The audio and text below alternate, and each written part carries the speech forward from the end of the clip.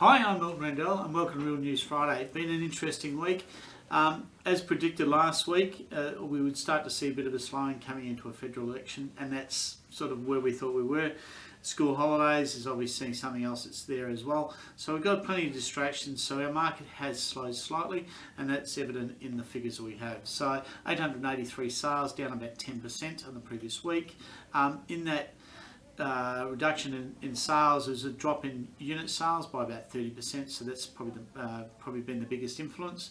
In terms of stock available in the market, 7,769, down about 2%, down about 1% from the previous month, but down 10% this time last year. So we've had this sort of diminishing number happening all the time.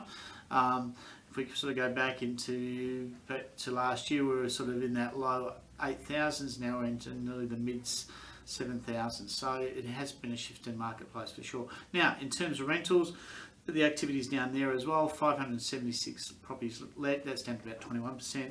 Number of rentals available is 2,361. That is still down 15% on where we were last year. So it just proves that sales are still occurring and people are still renting. So the pressure to pricing and to rents will continue, as we've discussed each week.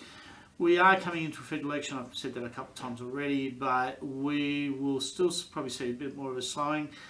The biggest question is what's going to happen in June, I think, and that's the question I'm getting probably from most landlords and most sellers at the moment. If we do have a change of government, I think we will see probably a period where everyone will stop and assess. If the government stays as it currently is, and I've probably said this before, is that the market will probably click straight back into where it was. There'll be no question. So either way, I think the market will still continue in a reasonable fashion. There's nothing that will really stop it at this particular stage. So most are forecasting it's going to continue. There is a lot of talk of interest rates going up.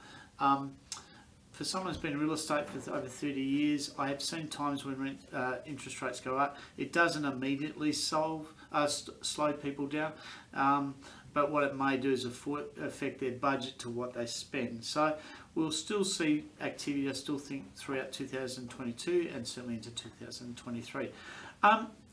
We've obviously just had Easter, into the school holidays, and I think one of the most important days of the year is coming up this long weekend, and that is ANZAC Day. For all the families out there who have lost members of their family in the past, thoughts are with you all. I think it's one of the most significant days in Australia to stop and remember those who have sacrificed themselves for our country, and for those who take the time to have a march on the day, well done.